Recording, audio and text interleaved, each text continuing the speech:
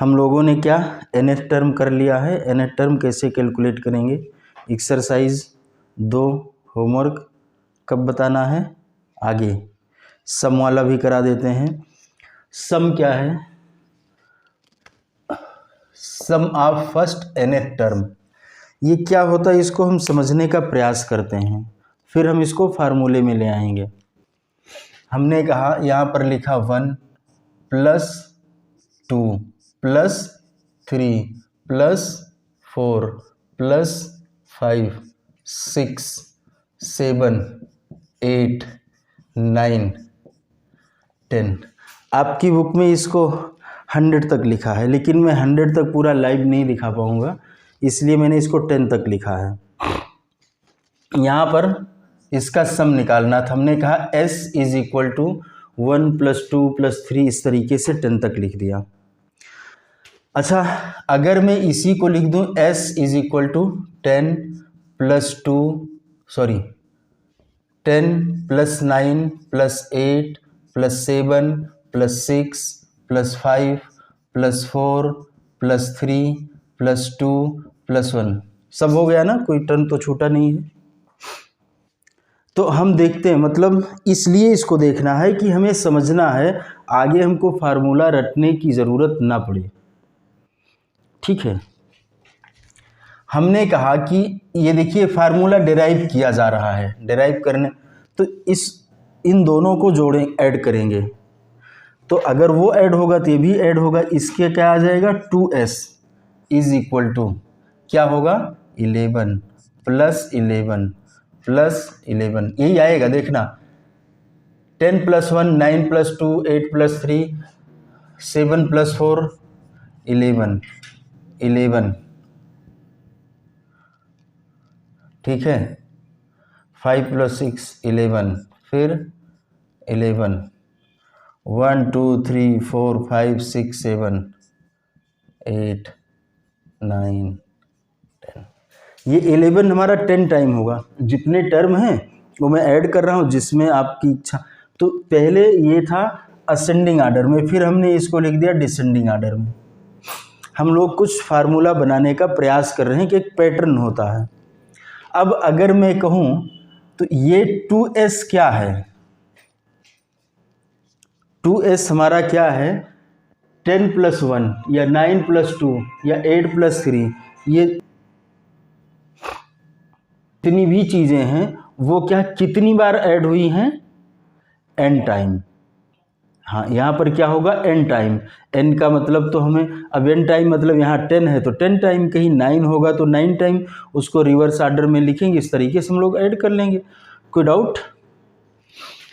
फिर हमने कहा कि ये कैसे टोटल निकाला जाए, कुछ तरीका ढूंढा जाए और देखा जाए कि रिजल्ट कैसे निकल करके आएगा। तो हमने कहा 11 11 11। अब हम कैलकुलेटर उठाएं या ऊपर नीचे लिख लें और 11 को कितनी बार ऐड कर लिया जाए, 10 टाइम 11 को ऐड कर लिया जाए, यही तो ना। हाँ, ये सही बात है। तो हमने कहा कि 2s = 11 × 10। जितने टर्म है उससे हमने क्या कर दिया, इसको मल्टीप्लाई कर दिया। ये 2s की वैल्यू आ रही है, ठीक है, s की वैल्यू नहीं है, ये क्या है, 2s की वैल्यू आ रही है। तो हमने कहा रुको इसको, तो s की वैल्यू क्या होगी, 11 × 10/2, तो ये हो जाएगा 55। वेरी सिंपल, कुछ मुश्किल तो नहीं था। तो इससे क्या समझ में आ रहा कि ये इसका हमने क्या किया है, फर्स्ट टर्म से लास्ट टर्म को ऐड कर दिया है। अगर हम ऐसे देखें तो क्या हो रहा, फर्स्ट टर्म को लास्ट टर्म, अगर यहाँ मैं कंक्लूड करना चाहता हूँ, यहाँ पहले मैंने क्या किया, ये सबको जोड़ा, ऐड किया, तो हमको ये पता चला कि 11 11 11 मतलब फर्स्ट टर्म और लास्ट टर्म का एडिशन कितनी बार ऐड हुआ है, जितना टर्म है। या अगर मैं यहाँ पर सेकेंड टर्म कहूँ तो लास्ट में लास्ट -1, यहाँ देखिए ये क्या था हमारा फर्स्ट टर्म और ये क्या था लास्ट टर्म, इसको ऐड किया। ये क्या था सेकेंड टर्म, तो इसका क्या मतलब हुआ a+1 हुआ हमारा, मतलब एक बार d हमारा ऐड हो जाएगा 1d। तो यहाँ पर क्या हुआ l-1 नहीं, मतलब एक उसमें से एक टर्म हमने माइनस कर लिया। इसमें इसको ऐड किया, इसमें इसको ऐड किया, तो अगर मैं ये कह सकता हूं कि हमने ऐड क्या किया है first term plus last term, यही तो ऐड किया था ना। इनटू किससे किया हमने, इनटू किया हमने n/2 से। ये देखो ना 10 क्या था n था, n/2 से। फार्मूला याद नहीं करना, रटना नहीं है, समझ लेना है। बात समझ में आ रही है या डाउट है? तो इसका मतलब हमें ये दिख रहा है, अगर मैं कहना चाहूं तो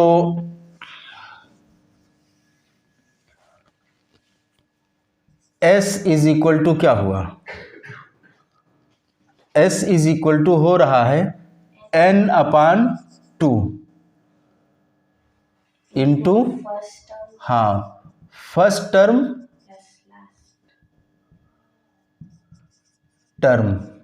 प्लस लास्ट टर्म। ऐसे लिख सकते हैं, एक फार्मूला तो यही बन गया। इसको हम एक नाम दे सकते हैं। अगर मैं कह दूं फर्स्ट टर्म को a कहते हैं और लास्ट टर्म को l कहते हैं, तो हमने क्या कहा a+l इंटू n/2।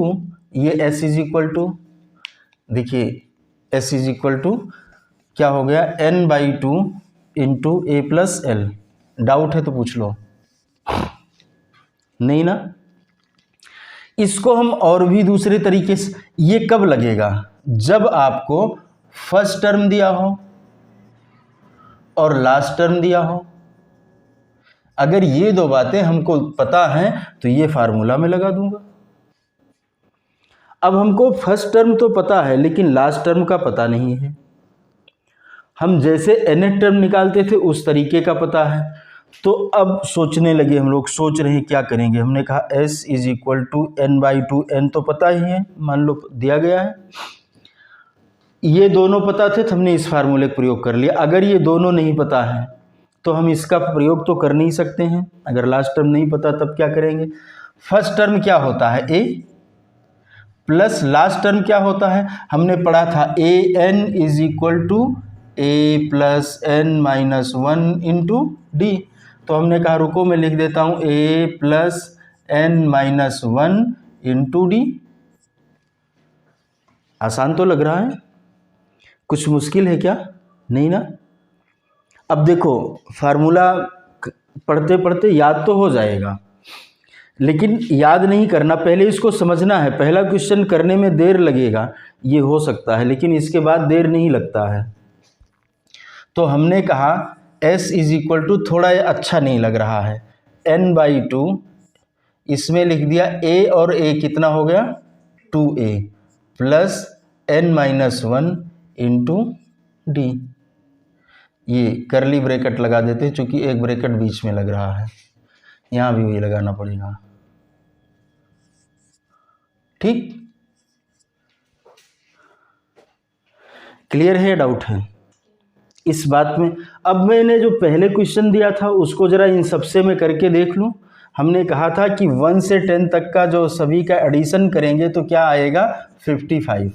ये हमने कैलकुलेट किया था, ठीक है। तो हमने कहा लाओ इस फार्मूले में किसी में सेट करते हैं। तो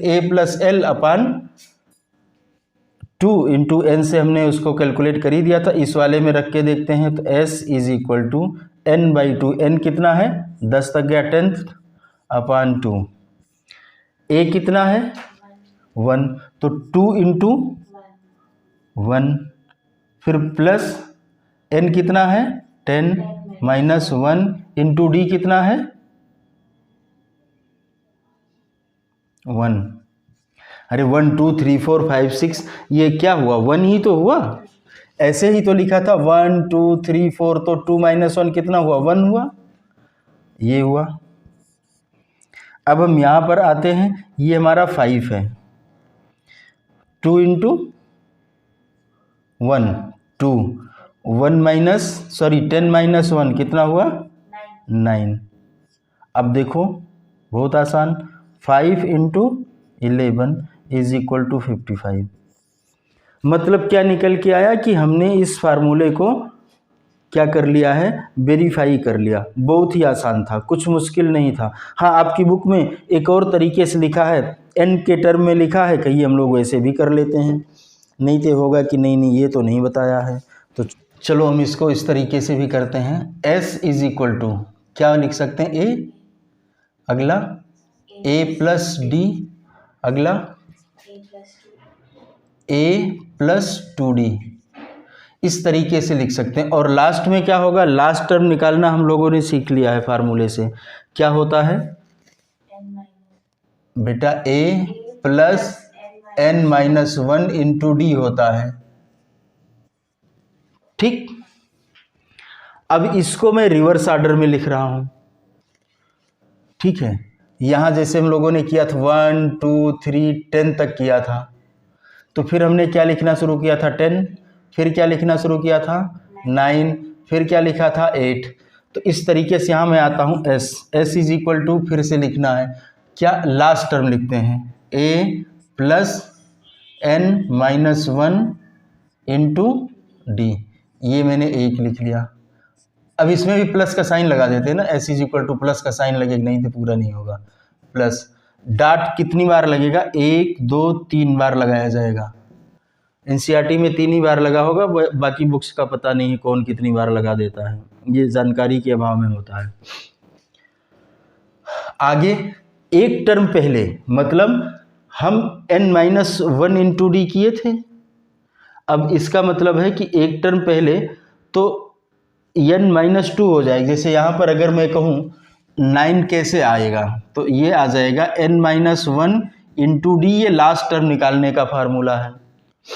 तो इसके पहले वाले टर्म से कैसे निकलेगा, n - 2 × d, और a प्लस तो रहेगा ही, और इससे पहले का क्या निकलेगा, a + n - 3 × d।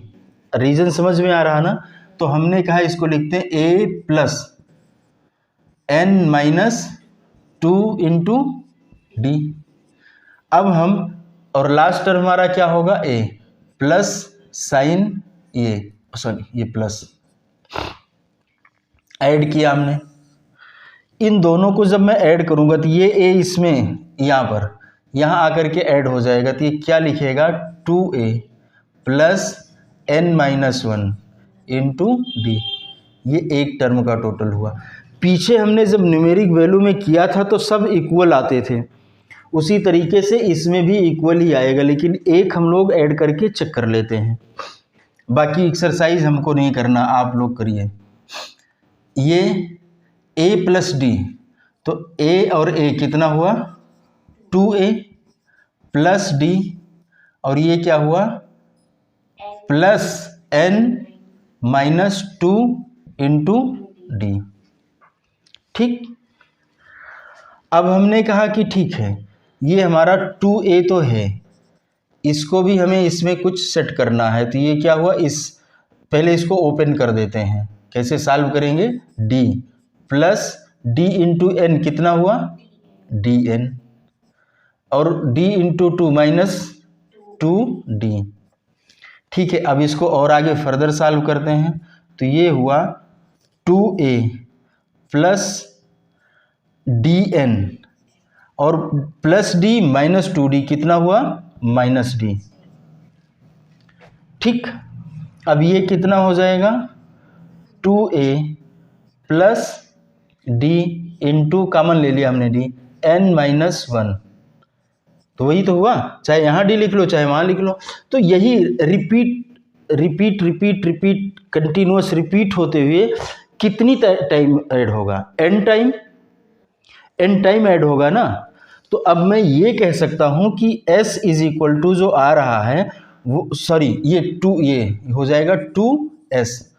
2s is equal to जो आ रहा है वो n इंटू क्या होगा 2a plus n-1 into d, ये हो जाएगा।